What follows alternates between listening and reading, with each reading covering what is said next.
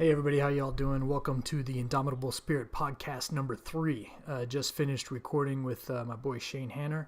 Met him in 2010, so a friend of mine for about 6 years. Haven't seen him in a while, so he came by he's back in town, came by to record. And forgot how much I like that guy. Super interesting topic and great conversation. Just touched on well, we just touched on the edges of some very interesting things. So he will be back to get in deeper on some of these subjects. But yeah, excellent conversation. You guys are in for a treat. You can get a hold of Shane at kensholabs.org. Kensholabs.org. That is KENSHOLABS.org. And radical mind optimization and the next wave of human evolution. Because if the body is not mastered, the mind cannot be mastered. And if the body is mastered, the mind is mastered. And that's a quote from Majjhima Nikaya, Sutra 36. And with a little bit what Shane's doing over there in Kensho Labs, you're about to hear a little bit more about his thinking and way of doing things and what Kensho Labs can do for you. Got to give a shout out to originmain.com. That's originmainthestate.com. And hit me up for a 10% off for a link to get 10% off gis, rash guards, spats, shorts, and, like leisure attire, things like that, all made in the USA from dirt to shirt. That means the cotton is grown, I believe, in Georgia, and all that it goes right straight to the textile mill there in Maine, where they make some really quality gis and things like that. I just got my Everest gi in the mail, like night and day compared to these other gis that are made in Pakistan, China, things like that. Completely different, and the fact that everything is done here in the United States just makes it that much better. Also, a big shout out again, if you like the cover art on the podcast there, Chris over at Avalon Tattoo 2.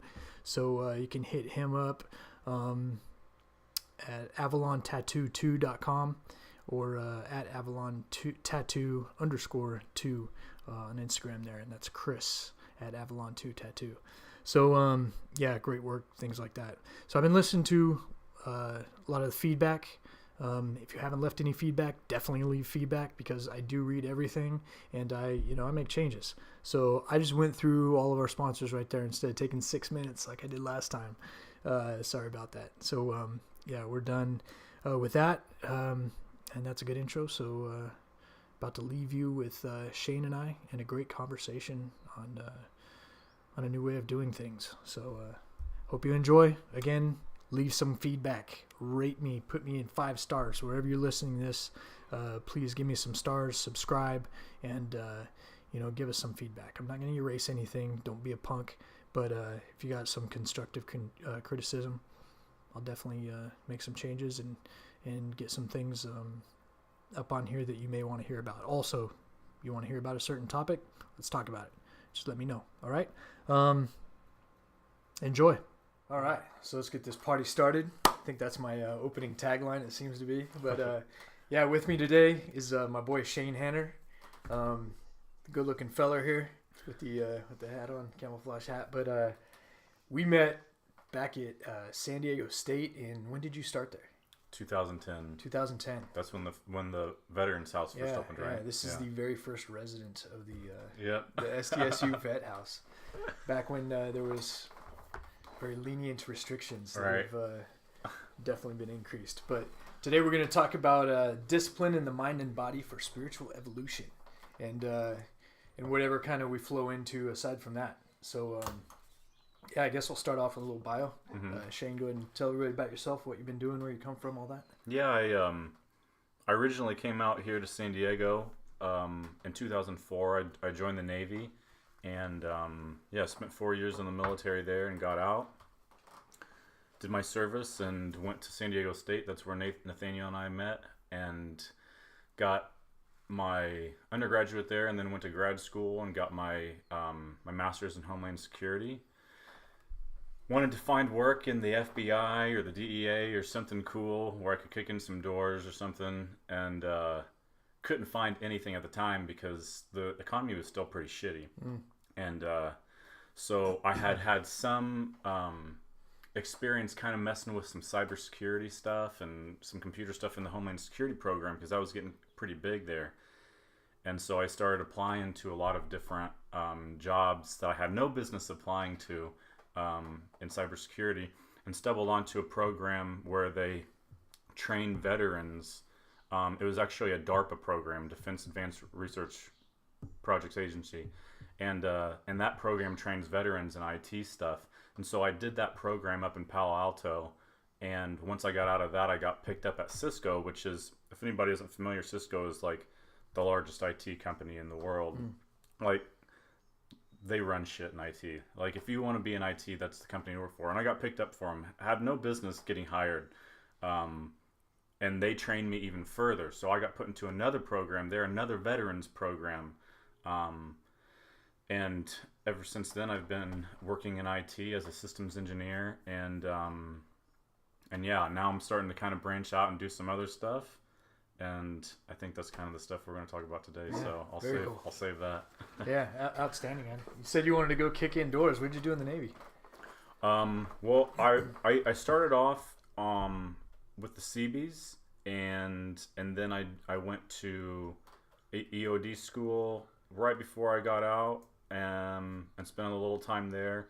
But my time was going to be up, so I only did that for about a year and got out. So mostly it was at those commands. And okay, yeah, sweet. Yeah, I forgot. I haven't seen you in a few years, man. So I forgot what you did. Yeah, my grandfather was a CB, so that's pretty cool. Yeah, the Seabees. It was a fun command. Yeah, nice. I mean, that's, for anybody that doesn't know, those are the guys that pretend to be Marines in the Navy. Seabees? Yeah. Really? It's pretend, because we're the only ones that like wake up in the morning and like actually do PT and like come out there and like are actually wearing camouflage and stuff. Yeah. As far as like main Navy is concerned, you know. Right. So yeah, that's kind of like the running joke in the Seabees. That's funny. No, I always respected them. I mean, never seen anybody build anything so fast. That's for sure. We definitely saw them when we went to Iraq, and I did another operation in 1996 where we took a bunch of Iraqi refugees that helped us out in the first Gulf War. That we brought them all over here, and they all went to Guam. A lot of them are here in San Diego now. I should look a few of them up, see how they're doing. But yeah, dude, they just built everything so fast, man. I'm like, what? Yeah. But yeah, good stuff, man. Excellent. All right, so where do you want to start? It's a rabbit hole we might go down. So yeah, so I guess we could start with the thing that I just came off of a 7-day no food, no water fast. Ooh. Sounds harsh. And it sounds really hard, but it's not that bad. It's really not, because after the first couple of days, once your body realizes that no food and no water's coming in, like a transition happens. You're not hungry, and your body starts it starts eating itself essentially in a process called autophagy, and so it knows no food, no water's coming in, so it starts burning up its own fuel for energy.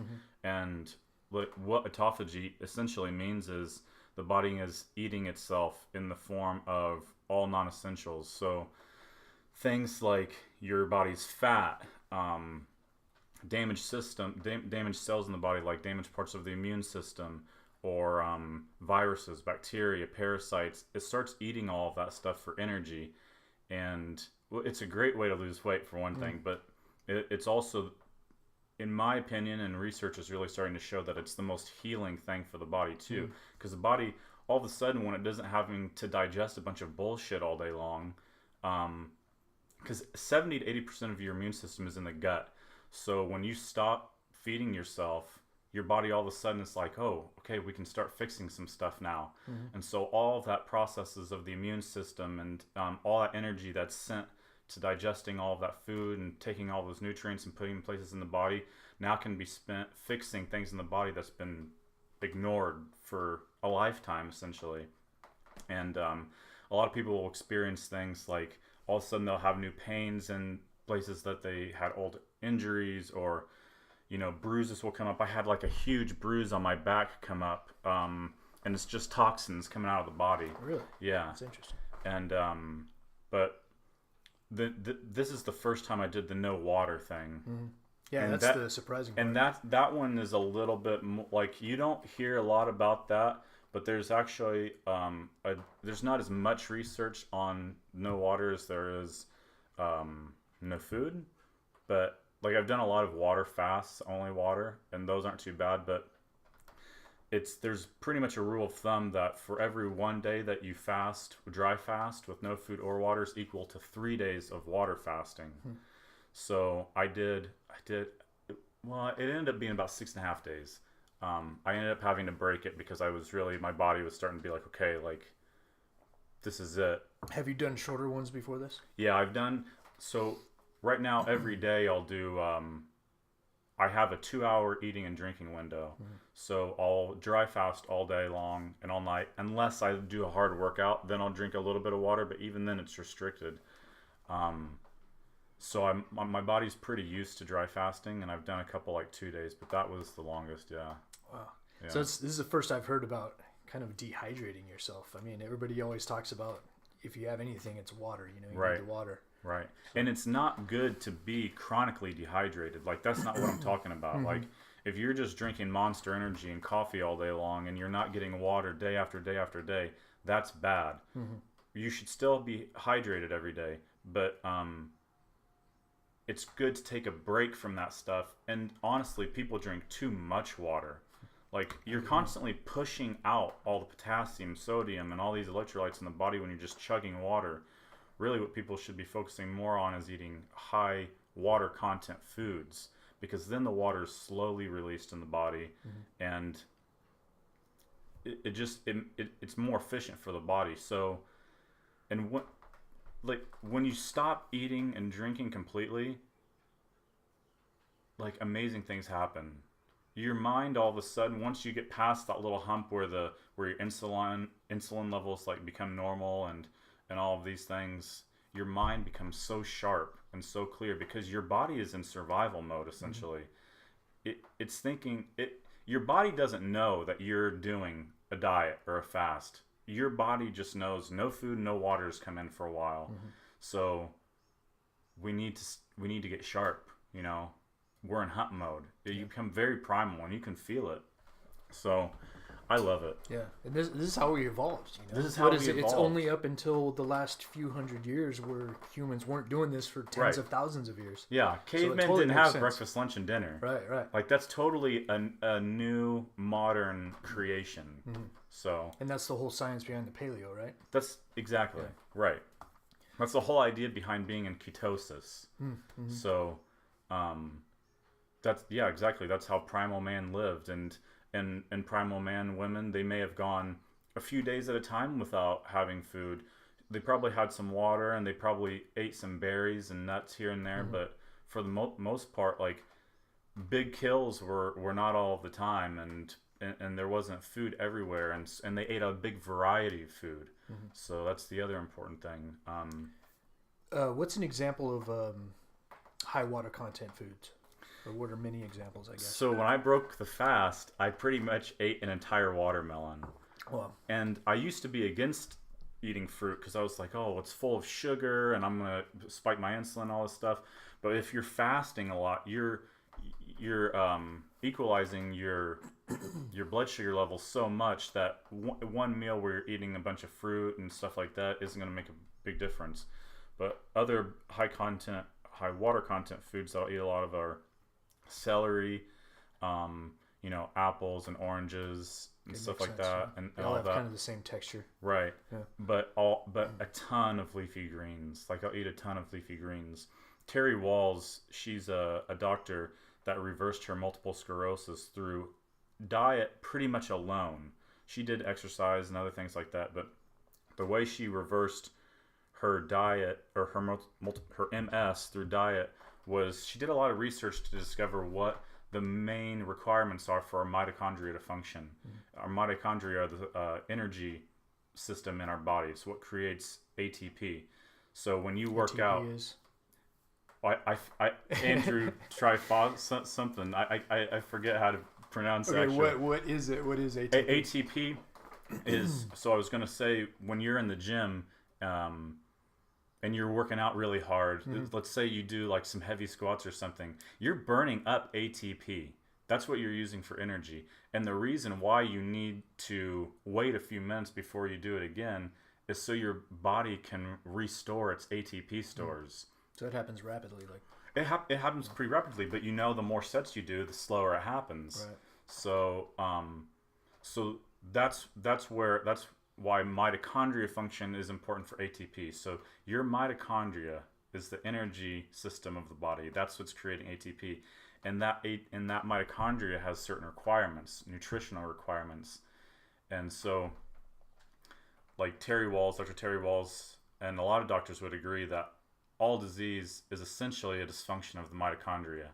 So through meeting those requirements, and her book is filled with research, meeting those requirements nutritionally, eating a ton of leafy greens, a ton of berries, high fat content, a lot of avocados and coconut oil, nuts and seeds, and then a small amount of fatty meats and salmon and things of that nature, she was able to reverse her multiple sclerosis by giving her mitochondria everything it needs. And when that's getting everything it needs, cancers and immune disorders and things like that, they can't take hold, because the body has a natural healing mechanism, and as long as you're giving it what it needs and then getting out of its way, it can fix itself. So our problem is we're always going to doctors saying, well, can you cut this out of me, or can you give me a pill for this and that, and we're not changing our lifestyle. So we're not giving the body what it needs, and we're not getting out of its way in the means of fasting. So yeah, and I've heard this statistic a few times that medical doctors, their entire time when they're in med school, and what is that, 4 or 6 years, something like that, they get 1 week of nutritional training. Right. 1 week out of that many years, yeah. And they're surgeons and stuff like that, and that's what they do. Stick to the nutritionist when you talk about nutrition, right? Yeah. Right. Yeah, I mean, I had it is a quick story that I'll probably end up taking more than a minute, but a couple of years ago, I was living in Orange County. I moved back down to San Diego for a new position, and I moved into the nicest apartment I've ever had, and it was downtown. And a couple of weeks in, I started getting sick, and I was like, God, I think I'm getting the flu or something. And it kept on dragging on, and I was like, it's weird. I'm not throwing up. I don't have a fever, but I feel like I have the flu. Maybe I have mono. And so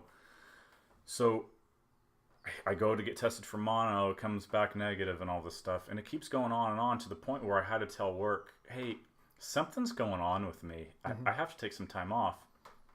I started going downhill so bad that my parents had to come out and help me and take me to Mayo Clinic, where they were like, your immune system is so shot. Like, something's going on, but we don't know what it is. They were testing me for leukemia, all kinds of stuff.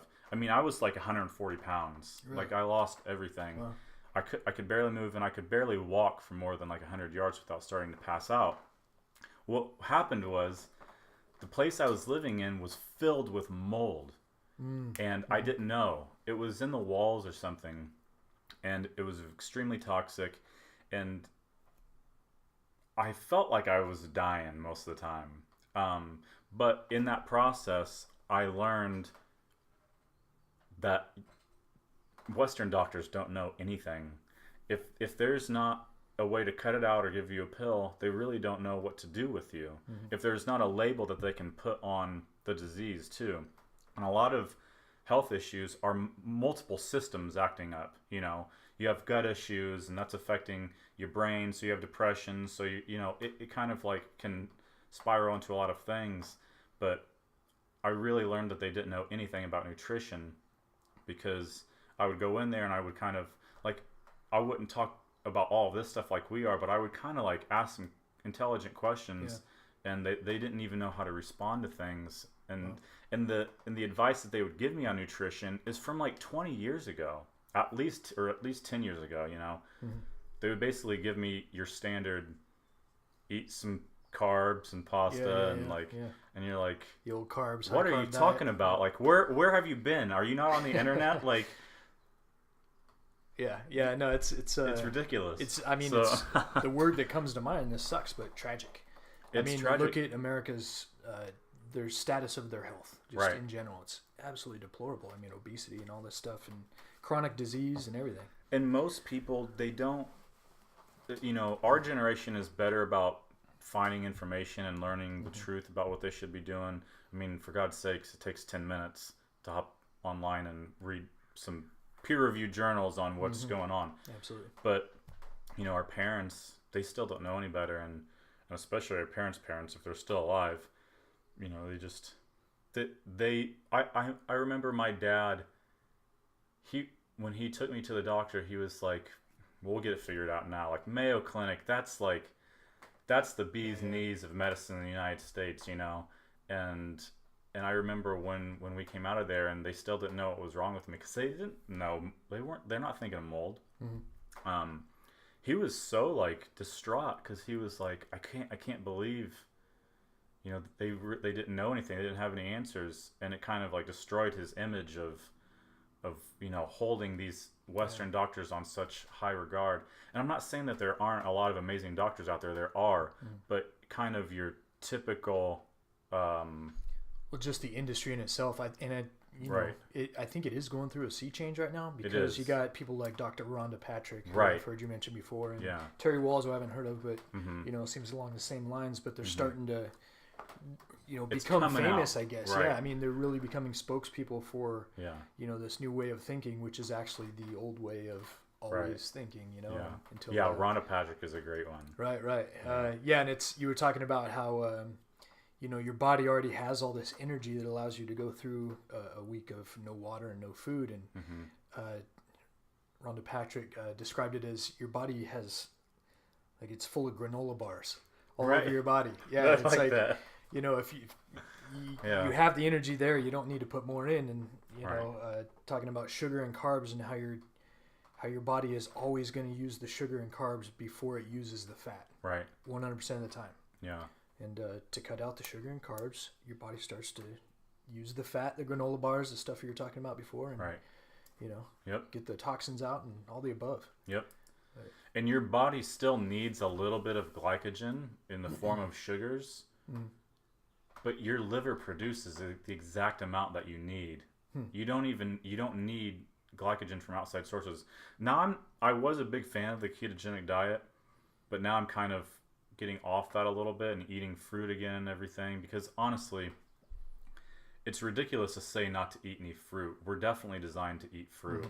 I mean, that shit grows up in trees right up next to the sun. It's filled with nutrition. So it's just, I think people need to not go nuts on it and just eat a ton of bananas every day. And really, bananas are the highest in sugar, but they're also delicious. But well, and it's also the time of the day, right? You want to eat those kind of things in the morning so you have energy throughout the day, correct? Well, I'm big on fasting in the morning. Not eating anything throughout the day. There's a scene in the new Blade Runner where Ryan Gosling is like, he goes in there to kill some robot dude or something, and the guy asks him if he wants some breakfast, and he's like, "Oh, I don't eat anything until the day's done." I'm paraphrasing, but and I'm like, that's kind of how I do it. Like, I find that if I don't eat all day, I'm much more like I'm in hunt mode. I'm ready to get the day's work done. Whereas if I eat, I get sluggish. Yeah, same. And I'm kind of like, well, now I need a couple hours to digest all this, and people don't realize how much of their energy goes into digesting all that stuff. Like, you just lost 60 to 70% of your energy to digesting all of that. That much? That's crazy. So if you're trying to do some critical thinking or do some creative work, don't eat. Yeah. Don't eat, or eat very little. Very little. Yeah. Yeah, I do. What I do is, and I told you this morning, is the grass-fed butter in my coffee. Yeah, I did it for years. I love it. Yeah, I mean, they tell me, and it could be placebo effect, but why I started doing it is because that's what gets your mind going and creates the focus. And then, just coffee. And I do a little bit of intermittent fasting. You know, it kind of just depends on my weight and if I'm going to do a tournament or something like that, and it's a good way to cut, I guess. But yeah, I mean, it's a little different for athletes. I definitely, if I'm going hard in the gym, it's nice to have some simple carbohydrates coming in. It's definitely easier for the body to access sugar than it is ketones, which is what you're using for energy when you're fasting or on a keto diet. That being said, GSP, he was just on Joe Rogan. He was talking about how he was like, I eat one meal a day now. And he's like, I just did a workout this morning and I'm going to do a workout with Freddie Roach and I'm not going to eat the whole time. And then I'm going to go eat at night. And he's like, I feel better than I ever felt before. He's like, my strength hasn't changed. If anything, it's improved and all of this stuff. So if GSP can do it. Yeah, GSP, George St. Pierre. And many of y'all may know who he was. He was a champion, back as a champion after a 4-year hiatus, right? Right. And he had some really bad gut issues. What was the name of the disease? I didn't know about the gut issues. Yeah, so that's why he was I gone. knew Brock Lesnar did. I didn't know about it. Might GSP. be the same thing. Yeah, it might be the same thing. But yeah, disease they're catching on that mat in the octagon or something. Maybe, I don't know. But you know exactly what we were talking about is just you know, changing the diet and what you were saying right now. And he had no idea about, you know, gut biome and all this stuff. And I'm sure Brock's kind of the same thing. He's healthy again. But once he was able to fix his diet and, you know, learn about it, he's able to come back at what? He's 30, 36, 38 now? Yeah. You know, taking the championship from Michael Bisping. And just goes to show what's possible. Yeah, absolutely. If you can get, I mean, if you can get the body in order, it'll take care of you. Yeah. And you can't see Shane. I mean, you can see him. I guess he does look big in there. He looks like a personal trainer. He's always been, he's always been a very fit guy. So, I mean, kind of like a model of health as far as my perspective. So, it's been working for him, definitely. You posted something yesterday about your regimen. Yeah. Yeah. So this thing's hardcore. Do you want to go through that now, or do you want to do that? Yeah, if you want. All right. And I actually have it. I saved it right here if you want to look at what you wrote. But no, I remember. Yeah, so pretty much the first thing is, it's kind of, like a lot of people will, once they get to know me a little bit, they'll kind of be like, you know, what's your daily protocol? What's the Hannah protocol? That seems like the standard question. Yeah. And they're expecting me, I think, to be like, well, I eat 200 grams of protein and I go do a bodybuilder workout and I drink protein shakes and all that bullshit. And I don't. I for some reason I'm very drawn to radical ways of doing things. So I've always been like that, and it's kind of just getting more and more intense the older I get.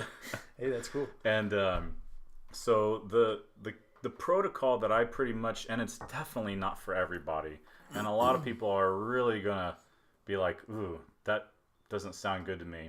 But if you can ease into it, it will definitely make a difference in your life. And the first thing is the diet that I went over, eating one meal a day, restricting food and water. So I eat in a 2-hour window at the end of the day. And when I do eat, it's a high water content food, and fruits and vegetables, a little bit of meat, basically the Terry Wahls diet. What's the name of her book? It's called the Wahls Protocol, WAHLS. And she's just a badass, like a research fiend. So, like Rhonda Patrick. Yeah. She's very much like Rhonda Patrick, yeah. And good at taking complex information and distilling it down to something that peons like myself can understand. Right. So yeah, there's the diet, and then the next thing that I mentioned on kind of my protocol is I meditate every day. Meditation has become the most important part of my life. I mean, when I was in the military, I don't know how I developed it, but I developed panic disorder. I remember, I was doing some night operations at one point, and I started having, at the time I didn't realize it was a panic attack, but I felt like I was dying or something. If anybody's ever had them before, it really sucks. It's not like generalized anxiety. It's like your heart starts going through your chest, your vision like collapses, and Was this in training or was this overseas? No, it wasn't overseas. It was in training, but we were doing like a lot of like night operations. So I was up all night long, sleeping for a few hours during the day. It's bad for you anyways, and it throws you off. So it probably was the catalyst, but probably a lot of stress leading up to it too at the time. And I was young, so I didn't know how to deal with the stress. But so I started having these panic attacks, and I didn't know what they were. And I remembered I would go to the Balboa Hospital a couple times, being like, something is going on with me, and I don't know what it is. And they would just be like, well, your heart's going through the roof. And they would kind of check me out and be like, but everything is checking out. You seem to be in perfect health. And eventually I learned what they were. And once I learned what they were and that nothing was going to happen to me, that kind of alleviated a lot of the stress from... Because when you have a panic attack, you're scared of having it more and more and more. And so the fear of the panic attack becomes kind of what keeps it looping. Yeah. And it's not like there was anything scary happening that was causing it. I would just be walking along sometimes, and all of a sudden it would just start coming on. So when I got out of the military, I still had it a little bit. And so I started... I didn't trust what the doctors were telling me. They just wanted to put me on antidepressants or Xanax and all this bullshit. And I was like, well, I'm going to have to fix myself. And so I started meditating. And so I met a guy that told me about this 10-day meditation retreat called Vipassana, where you're pretty much meditating 10 to 12 hours a day. Jeez. And there's no talking, there's no cell phones, you can't write, can't read. Nothing. It's complete silence, and they give you one meal a day, one vegetarian meal, which is actually pretty good. It's like the best kept secret in meditation. They have one out in 29 Palms. So I went out there for it's like 10 or 11 days, and it changed my life. What year was this? This was right when I got out, so 2009. Okay. So this was before I met you, right? Yeah. Well, actually, it was probably 2010, actually.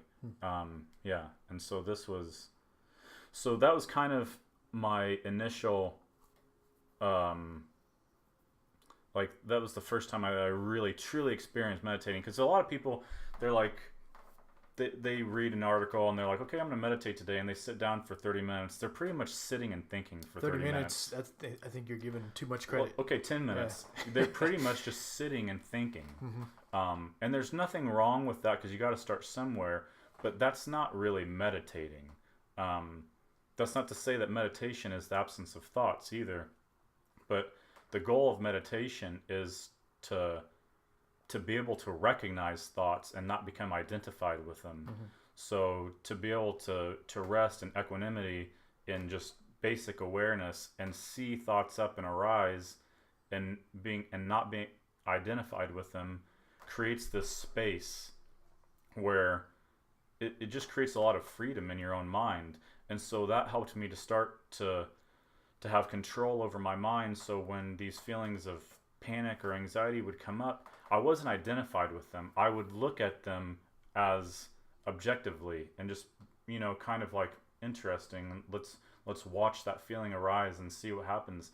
And when you watch it objectively and you don't constantly feed it with more thoughts, shit, I don't like this, I don't want this, rejecting it or labeling it as bad or even good, it kind of just comes up and goes away. And the more you do that, the more these spaces come into your mind where you're just, it's what all Eastern mystics and yogis and Zen masters have been talking about for eons. And it's just this empty space in the mind where it's blissful. Yeah. And so that was the first time the Vipassana. I recommend everybody goes do that, especially veterans. It's free. They don't ask you for anything at the end. They're like, if you want to donate, you can. If you want to come back and volunteer, you can. The guy that was like the head of kind of running it when I went was actually a former Army Ranger, and he walks around in his Ranger hat with his tab on it and stuff. And it was motivating for me as a as a veteran, to see him sitting up in front in perfect posture and like just day after day, sitting next to the teacher and going through that, I was like, okay, like, because it's tough, it sucks, it really does.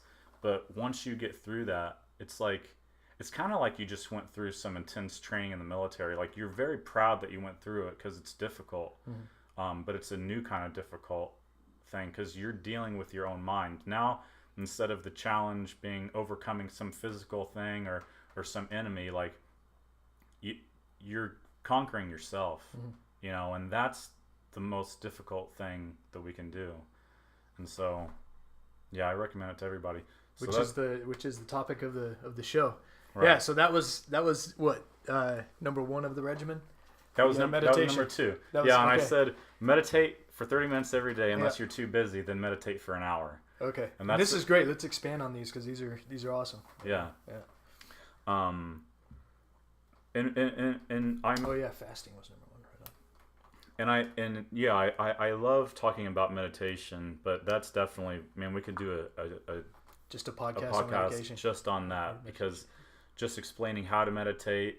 There's a lot of tricks of the trade that you learn over time that really help, especially beginners. But yeah, the next thing. So the fasting, and so you can kind of start to see that everything that I'm doing it's not so much to build this body. It's to build the mind. Like, I live my life in a way to constantly build discipline in my mind and kind of overcome myself. And that kind of like leads into what the next thing is, and which is I take a pretty decent amount of psychedelics, which has only been going on for the past few years, but I do a lot of micro and macro dosing, and a lot of research has been coming out, like Johns Hopkins University, and I read about them today. Yes, they're doing a lot of work, and I think a university in New Mexico. There was the Harvard psilocybin. Am I pronouncing that right? Psilocybin. The Harvard psilocybin project. That's the active ingredient in magic mushrooms. Yeah. So they're doing a lot of research on this stuff for depression, anxiety. A lot of cancer patients with end of death anxiety, they're giving like high doses of psilocybin for, and they're coming out saying that it totally relieved their anxiety about death, and it like they come out saying it was the most profound, if not one of the top two most profound, next to maybe like having a child or something like that, or a huge death. It was one of the most profound experiences of their lives, and religious experience is how I read it was it was put. Profound religious experience. Religious experience, and they don't mean religious experience as in seeing Jesus come down with his angels and things like that. It's a mystical experience. It's you feel connected to. I hate. It's difficult to talk about this stuff without sounding like some kind of woo new age guy, but because the terminology we haven't developed enough, it's been hijacked by a lot of this stuff. But you take this stuff and you really do, you feel connected to nature and kind of like all creation, like you really do, and it alleviates a lot of this stress that we feel as like this poor little me that's trapped on this planet. We didn't choose to be here. We're just here, and now all of a sudden we have to deal with all of this suffering. We don't know what's going to happen to us when we die. You know, if you have a religion, you think you know, but you don't really know. Yeah, it's a tool for hope. Right, and so there's a lot of, whether you want to acknowledge it or not, there's a lot of anxiety, and so these plants, they help you kind of come to terms with like a very deep part of yourself that knows what the situation is, that knows what's going on, and not in some conceptual way. It just you are part of this universe, you know, and there's really nothing to be afraid of. It's the little ego, it's the little me inside of our heads that is scared, that is constantly trying to protect itself and all of this stuff. And one of the things that they're finding that these plants do, that these psychedelic substances, is they turn off, or at least kind of dampen what's called the default mode network in the brain. And the default mode network, pretty sure it's in the prefrontal cortex.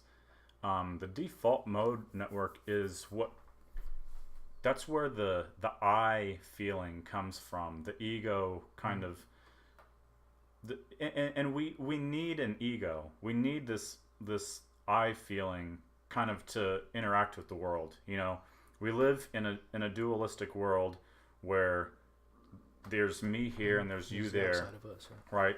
I can't walk around all the time being in a complete mystical state where I feel one with everything. It'd be very hard to get anything done, right? But we also need to have those experiences to kind of, because that default mode network can get a little out of control, and when it starts to protect itself too much, and we start to get in our own minds too much, and the ego becomes very, very powerful. And when I say ego, I'm talking about the I thought, this feeling of you being a self. If you, in meditation, the entire reason meditation was created was to destroy that sense of self. Destroy might not be the right word, but kind of to detach, right? For it to go away. Because that sense of that I feeling is what is causing you to feel separate from everything, and it's the cause of all of your suffering. Yeah, you can feel pain and things like that, but honestly, pain is just a sensation, and your labeling of it as good or bad is just a concept, and that labeling only happens once the conceptual mind starts turning its wheels, the I feeling, you know, and so once we can kind of dampen or quiet that a little bit, we just become so much more free in our daily life, and we stop getting in our own head and rehearsing, you know, situations in our life. Because it's funny, if you sit for 10 minutes and tell yourself, okay, I'm not going to think for 10 minutes. You don't have any control over that. Your mind is going to take you on a ride constantly, and you won't even realize you're doing it. You will be off in some daydream in a matter of seconds, and then you'll be in another one, and then another one. And some of them are good, some of them are bad. And the bad ones, your body doesn't know that you're not actually in the situation. So it responds in the same way as far as releasing cortisol, like stress chemicals and things like that. And so when we're constantly thinking and not aware of it, we're constantly reinforcing this this part of our brain, this default mode network, to just be out of control, like a monkey that's just going crazy. And we need, as a society, to get control of that, because it really is the source of all of our suffering. And meditation primarily, but also these plant medicines, these psychedelics, help to get control of that. Because when you take a high dose of magic mushrooms, of psilocybin, it really brings the kind of deep parts of your mind to light. And you're able to really see, that's what I'm doing. That's the bullshit that I keep doing, you know, I see now how I'm treating this person, or how I'm reacting in this situation that isn't beneficial for me or anybody. And this is interesting because it's kind of counterintuitive. As you know, someone who's never done psychedelics, I think of when someone takes LSD or mushrooms or something like that, they actually lose total control of their brain. Right. And that's kind of, I think that's probably how society believes it.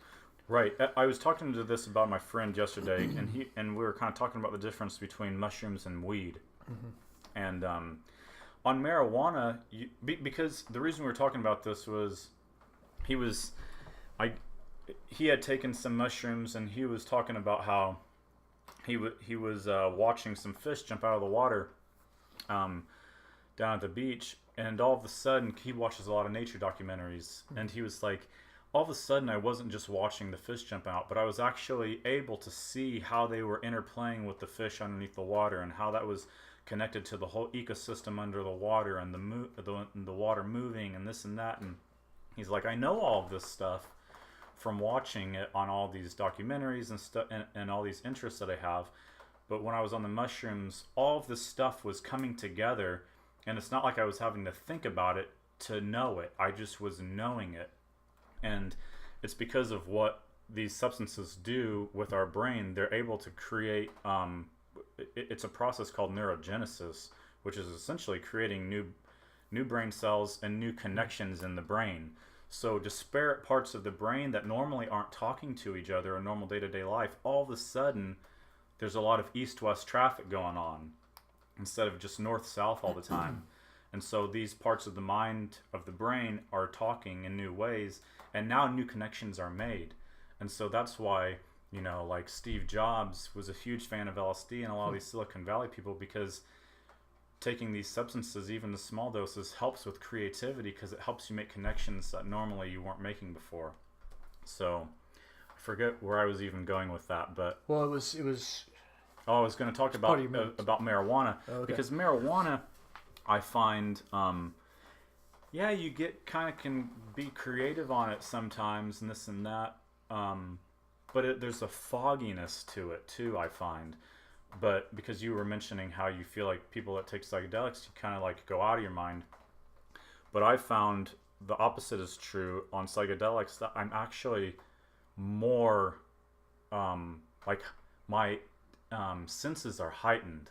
You know, if you take an extremely high dose, you probably shouldn't be out going hunting or anything, or trying to do anything.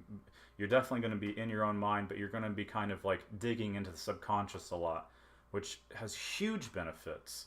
Carl Jung talked about this, the famous psychologist, about, you know, the way to self-actualization is bringing out the shadow, and the shadow is in the subconscious, and we have to go deep within ourselves to bring that stuff out, and psychedelics help do that.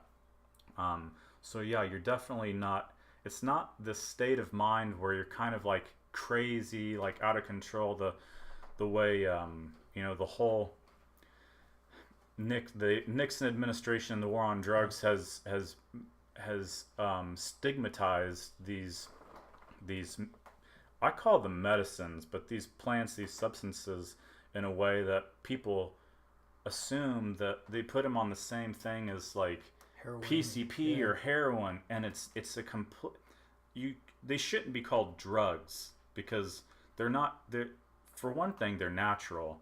You know, LSD, yeah, it's made in a lab, and I prefer to stick to the natural ones, like psilocybin, which is magic mushrooms, and ayahuasca, peyote, San Pedro, which is a form of mescaline from South America. You know, these are natural substances, and your body knows exactly what to do with them. Like if you look at the chemical structure of psilocybin, it looks almost exactly like serotonin. It's like, if you've taken organic chemistry before, you know the difference is so little. It's like one extra little molecule, and now you've got serotonin. So your body knows exactly what to do with this. And Dennis McKenna, who is a big researcher in psychedelic plants, he he calls psilocybin magic mushrooms exogenous serotonin. Endogenous would be coming from inside of your body, whereas exogenous is coming from outside. And it's not the same thing as taking, you know, some SSRI, some serotonin reuptake inhibitor, like an antidepressant, where you're essentially blocking parts of the brain. And I'm actually kind of forgetting exactly how it works, but basically antidepressants aren't good over time, because they kind of dampen your brain's ability to create its own serotonin. Whereas magic mushrooms don't do that. They give you kind of a big boost of it. And so a day after taking them, you don't feel hungover. You don't feel like crap from taking some other drug. You feel better. Like you wake up and you feel bright and vibrant, because, you know, these neurotransmitters are like, they're the happy ones. They're what you want, you know, dopamine, serotonin, and all of these things. But you don't want them to crash afterwards, as in the case of maybe taking like a lot of MDMA and things like that. There's a lot of research coming out about MDMA for PTSD and things like that. It's very beneficial. I haven't looked into it that much, and I could be wrong about the whole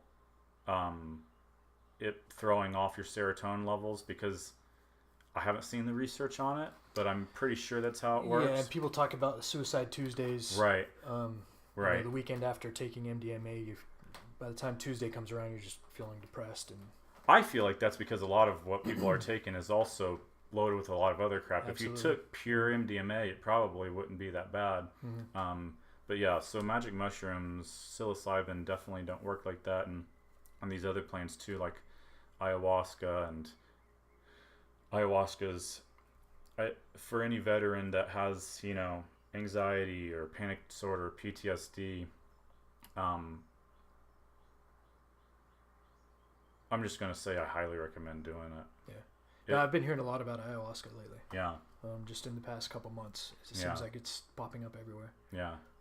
You know, and not just popping up everywhere by party people. I'm talking about like scientists, psychologists. It's definitely not a party drug.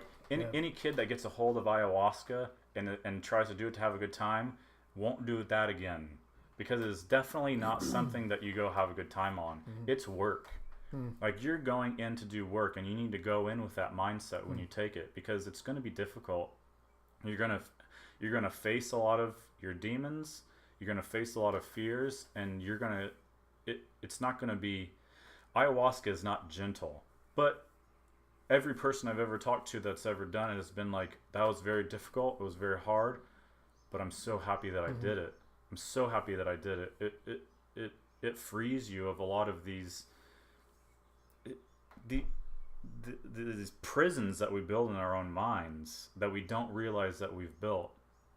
It can kind of at least show you what it's like to be free from them long enough that you can recognize what they're doing, if not over time completely freeing you from them. I mean, a lot of alcoholics and heroin addicts and all of this stuff, they go do ayahuasca for 4 or 5 or 6 sessions, and they come out and the addiction is broken, because they're able to see things in a way that they couldn't see them before. So these plants are profound. And I actually started a group the other day, because I think that a lot of the groups in California, it's great that they exist, but I find that there's not enough activity. So I started a group called the Southern California Psychedelic Society, to try to kind of bring together a lot of the research that's going on in Southern California, and a lot of the prominent voices, and try to get more of kind of a community around this stuff, and to help change the stigma that's surrounded by a lot of these things. Because, you know, I look at some of the people in my family, my parents and stuff like that, I'm always like, man, they could use some ayahuasca, or they could use some psilocybin or something. It would really help, like, alleviate like some depression or anxiety or some of these addictions that they have. But if I would mention that, they would immediately be like, I don't want to lose my mind. Right. You're not going to lose your mind. You're going to get your mind back. Now, what's the I guess, how legal is ayahuasca?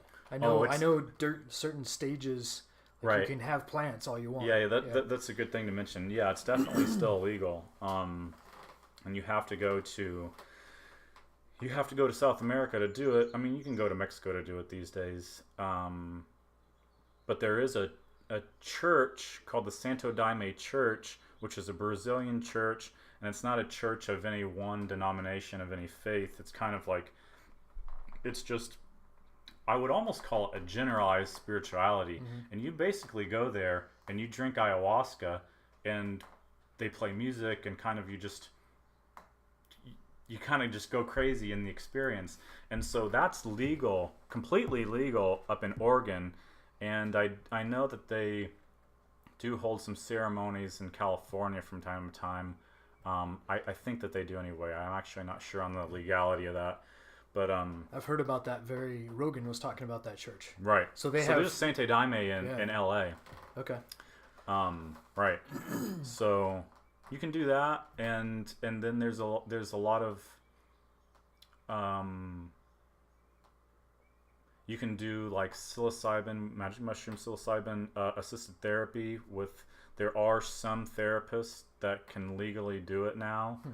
Same thing with Mdma, and hell, you can even do it with ketamine nowadays. Really? Yeah. So there, if you look into it, there are ways to do it legally.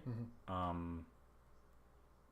I won't say anything about the illegal aspects of it. Yeah. No, I bring that up because right. marijuana is becoming legal. You know. Psilocybin is going to be on the ballot soon to become legalized in California. So I see it going the same way as marijuana. They're getting all of this evidence from there's a association called MAPS, the Multidisciplinary something of Psychedelic Studies, and they're doing a lot of research on the benefits of these substances. And once they get enough, it's going to become legal because a Schedule 1 substance has supposedly a Schedule 1 substance can have no medicinal value, and these substances obviously do. So, yeah. Well, I mean, just the story about marijuana, because I think that's where most of the research is done, is crazy. Right. You look back in what was the 50s or 60s, and was it Hearst that I don't remember, but basically it's. I mean, hemp and everything, and just making it's such a better product. But you had the cotton industry come out against it, and like every big person that had something that they could stand to lose, had this all happen politically to make it illegal. Yeah, yeah. I think marijuana is probably the most diverse plant in the world. Like the amount of things you can use that for, like you're saying, like the clothes and all kinds of stuff. Build houses out of it. Build houses. It's ridiculous stuff we probably can't even haven't even thought of. Yeah. Probably build a rocket ship with that stuff. Yeah. But I mean, yeah, it's interesting. When I found out you can build a house out of it for less than you would typical building materials, and it's all sustainable, obviously. Right. And if the house burns down, no big deal. You just have a party. Yeah. And actually, I get high. I read something like it's fire retardant. Really? Yeah, that was part of the thing because I think everybody thought the same thing. It's like, well, what if the house catches on fire? It'll burn right up. No, it's fire retardant. Right. The whole town's high now. Yeah, right. Nobody can put the fire out. Yeah, it's pretty funny. But okay, so let me see. What else do we have to cover that we haven't covered? Your regimen. Yeah, the only other things that I would say with the regimen is talked about the main things, and one of the smaller things, it's not small, but I take a lot of herbs now.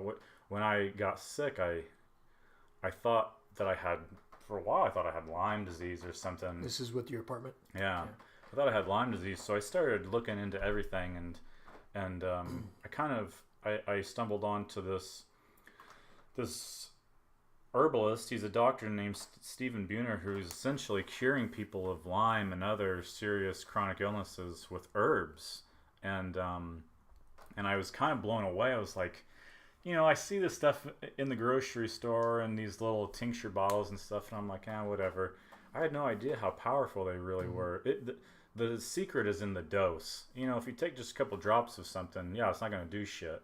But if you understand the right amount of doses for certain things, there are some powerful plants out there. I mean, viruses, for example, are getting so powerful, and some of these antibiotic resistant strains of infection are getting so powerful that the pharmaceutical companies can't keep up with them, and they really don't have the financial benefit of selling you something that you take once. So there's not a lot of research going into constantly creating new ones. But the plants create their own antivirals, they create their own antibiotics, and as the viruses and bacteria mutate and as they evolve, the plants evolve their own antivirals and antibacterials themselves. Wow. So things that have never existed, just like the antibiotics. Right. Wow. So those are the antivirals and antiviruses of the future. Is a resurgence of herbal medicines, and I mean, this Dr. Stephen Buhner, he has a book, Herbal Antivirals. He has a book, Herbal Antibiotics, and you go in there, and I recommend everybody buy those 2 books.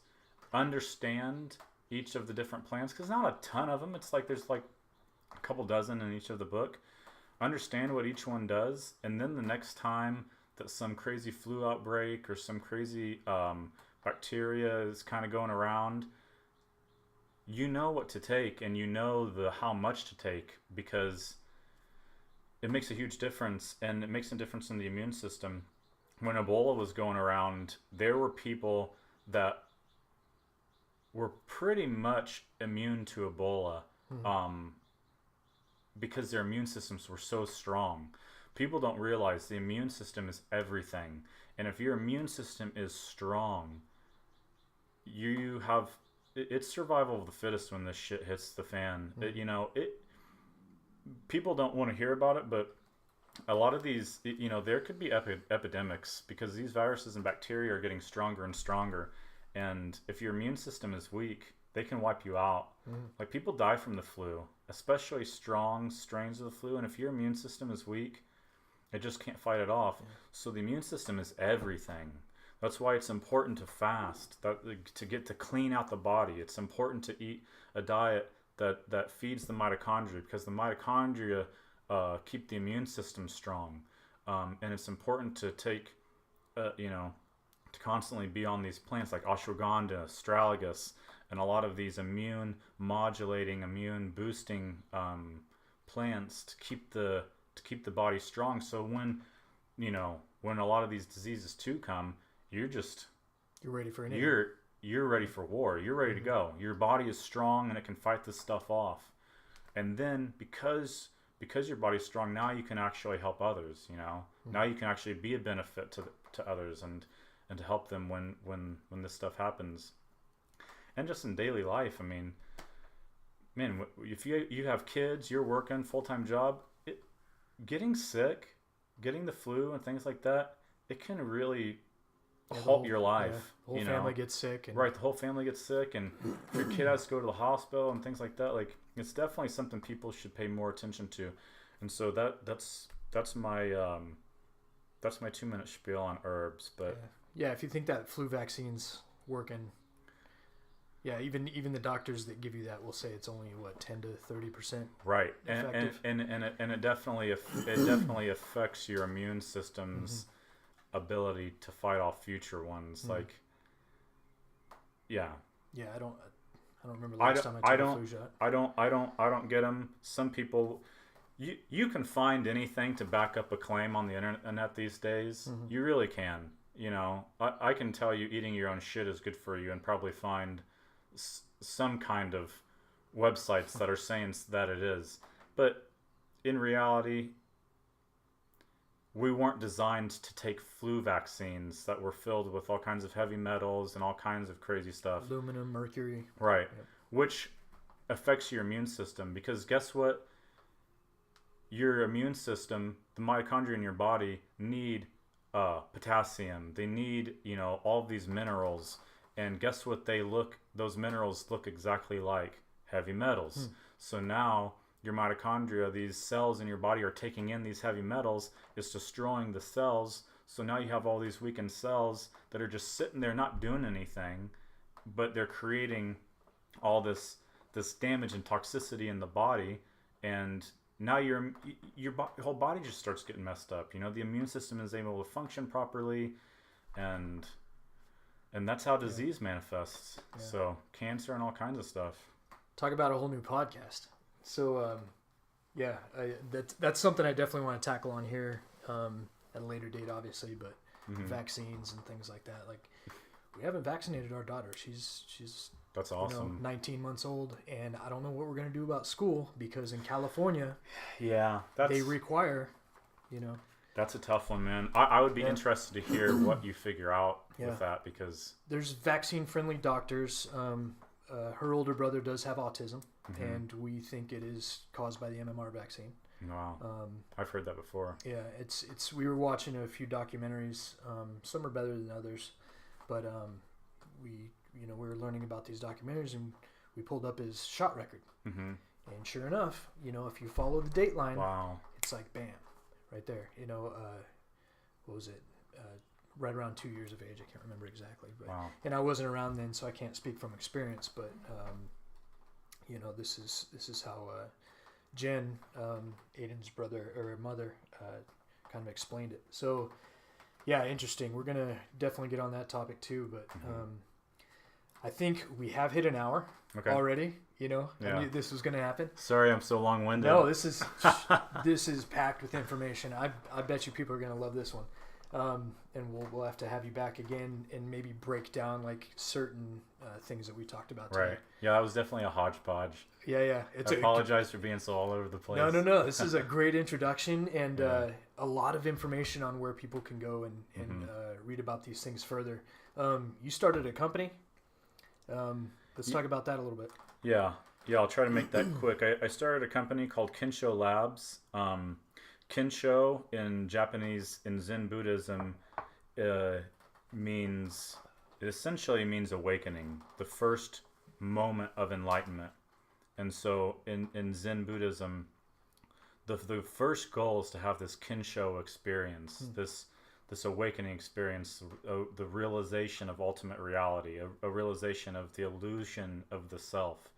And so once you have this Kinsho experience, then you're a true Zen practitioner, and now the work really starts where you integrate that experience into your everyday life, and you make that experience your state of mind all the time. That's the goal. And so the reason why I called the company Kinsho Labs is because this is my brainchild. It's a think tank on how to. I think you wrote down a quote that I said earlier. Yeah. The discipline in the body. Well, so I wrote a quote on Facebook today, and I'm definitely going to butcher it. I forget what it is, but it essentially says that to bring. We can look it up real quick. Okay. Got yeah. this stuff. Okay. Yeah. Here it is. If the body is not mastered, the mind cannot be mastered. If the body is mastered, mind is mastered. And that's from, I'm going to butcher the name, Mdma Nikaya Sutra 36, which I'm assuming is a yogic tantra, a sutra. And that's kind of what the company is all about. It's educating people on a lot of these things that I'm talking about, how to discipline the body and how to discipline the mind to evolve our minds and to become, to evolve our consciousness, our awareness, and to do that, we have to conquer the body first. We have to get rid of our addictions. We have to conquer our addictions to food, addictions to TV, to sleep, to sex, all of these different things. We have to become master of our own minds. And to do that, we need to become master of our own bodies. And then, integrating things like learning how to control the breath, learning how to meditate, eating properly, how to exercise properly, and not kind of constantly overtrain. And all these things are incorporated into kind of illuminating the mind, kind of evolving the mind. And so the business aspect of Kinsho Labs is is I hate calling them supplements, but these plants, these plant medicines that, I talked about a lot of these herbs. Not only are there are a lot of herbs that are good for the immune system and things like that, but there are a lot of herbs that are also good for making the mind bright, for for expanding awareness and all these things. And so, I'm working with a few herbalists now to develop some products. They're essentially nootropics. I don't know if you know what that term is, but a nootropic is kind of a supplement, brain enhancing supplement. But but the plants are powerful. The plants know what to do a lot more than, a lot of these nootropics that you find at a GNC or on Amazon. They're taking out just specific parts, acetylcholine or, a bunch of other specific parts of these plants. And they're thinking, okay, that's the main ingredient that's really going to make a difference. Let's give them all that stuff. But they don't realize that there's parts of these plants that haven't even been discovered yet, that we don't even know how they work. You need the whole thing. And so that's the whole idea behind the company. And I really want to build a kind of a community behind it. And another part of the company is also helping people use these plants to work with psychedelic plants. And Paul Stamets, he was on the Joe Rogan podcast sometime this year, and he was talking about stacks with psilocybin mushrooms that enhance its ability to create neurogenesis in the brain. So taking it with lion's mane, taking it with vitamin C and niacin, that's the stack that he was talking about. Lion's mane is another medicinal mushroom, a legal one, that has been proven to create neurogenesis in the brain and regrow the myelin sheath around nerves and things like that. And so a lot of these plants, they work in synergy with each other. But you can't just randomly throw this stuff together and think, oh, synergy, this is going to be good. That's why we have herbalists. They know which plants work with others, because some plants can cancel other ones out. Some plants don't like each other. And so it's like a puzzle. It's a puzzle. It's a puzzle, and throw the pieces out and expect a picture, right? Exactly. It's a science. So yeah, that's the idea behind Kinsho Labs. Excellent.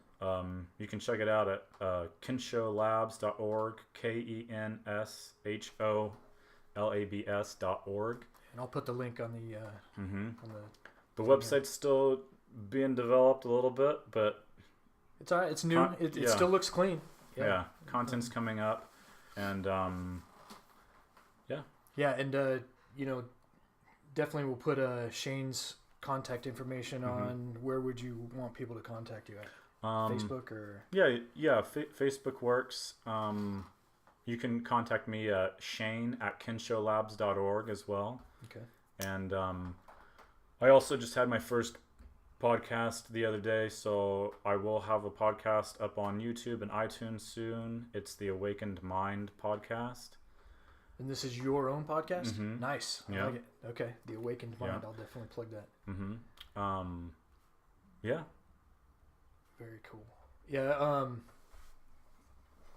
Sorry, just writing stuff down here. All right. So, cool. We're at an hour, 10 minutes. Nice. Which is awesome. That's about perfect. People start to be like, all right, there's a lot, but this is a great introduction. And obviously, Shane in the Awakened Mind podcast is just going to, I'm sure, get really deep into this stuff in every aspect. And, we got contact information here, and we'll probably have Shane on again. I think you guys are really going to like this one. And, ask some questions. Yeah. And, I'd love to have questions. So. Yeah, excellent. Well, anything we missed, Shane? There's a ton. There's a ton that we... but we'll do it. We'll do it again if we can't keep talking. Right. All right, buddy. Hey, thanks a lot brother. for coming. Yeah, thanks for having me. See ya.